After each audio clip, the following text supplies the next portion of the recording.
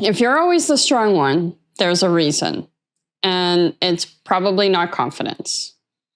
Being the strong one gives you control.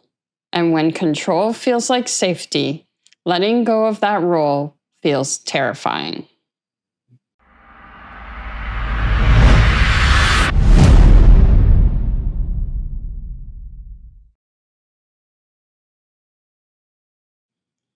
I'm Diane, and welcome to The Resolution, where we move from emotional survival to sovereign empathy. And today we're not talking about the praise that comes with being strong.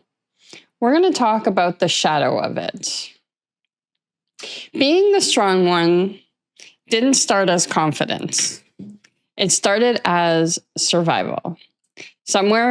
Probably somewhere in your early life, you realized it wasn't safe to fall apart. Maybe there wasn't room for your emotions. Maybe someone else's chaos filled the house. Maybe you had to become the mature one. So you adapted. You became calm, capable, the emotional regulator.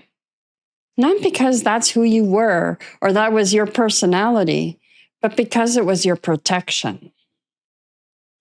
For me, strength wasn't something that I chose. It was something that became necessary. When I was very young, I had a strong mom, but when I lost her at the age of 9, that ground disappeared. I was in and out of foster homes, unstable environments, homelessness. There were moments where being alert was safer than being emotional. Falling apart was definitely not an option. So my system learned to brace. And that wiring followed me into adulthood. I was a single mom, a business owner, holding everything together. People would say oh, you're so strong. But what I felt wasn't strength. It was actually pressure. It was the belief that if I stopped holding it all, everything would fall. That's not empowerment. That's survival strength. Here's where it gets uncomfortable. Because when you're the strong one, you're needed. And being needed feels safe. It gives you value. It gives you identity. And it gives you control. If you're the one holding it together, you don't have to trust anyone else to. You don't have to risk disappointment. You don't have to risk being let down. So you overfunction. And it's not just for them. It's for you too. And that's where the shadow lies. So let's go even deeper. There is a hidden payoff to being the strong one. As long as you're managing everyone else, you don't have to sit with your own vulnerability. You don't have to admit that you're tired or lonely. You don't have to admit that you just want to be held. You stay useful. You stay composed. You stay in control. But control is not connection. And over time, you become the person who can handle everything except your own exhaustion. So for empaths, this goes even deeper. Your nervous system learned that regulating others kept you safe. So you scan, you anticipate, you absorb, you became the emotional container. And the world applauds you for it. But guess what? Your body keeps score. You don't relax, you actually collapse. I actually did a video a few days ago about collapse, relaxing and collapsing. You don't express anger, you swallow it. You don't set boundaries.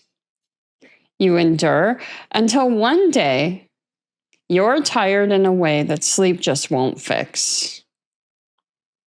And no one can understand why, because you seem fine. So the real cost of being the strong one is invisibility.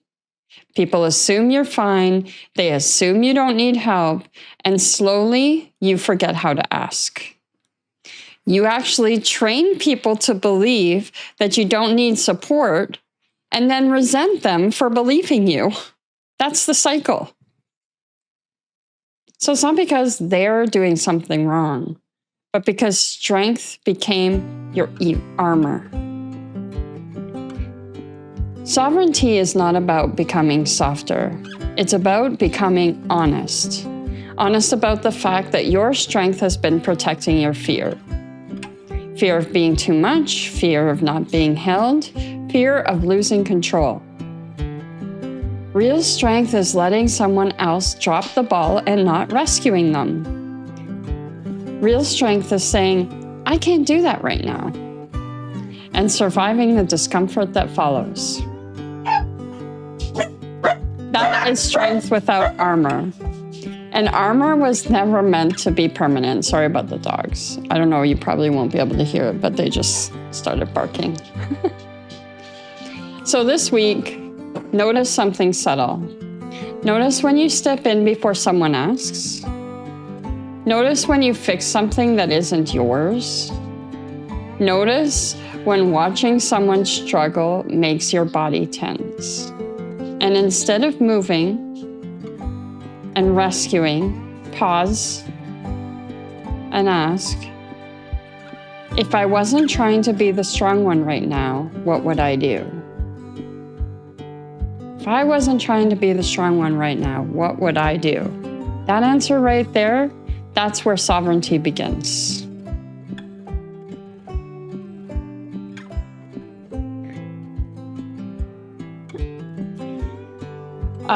So I hope that resonated with you guys. Also, don't miss my next video.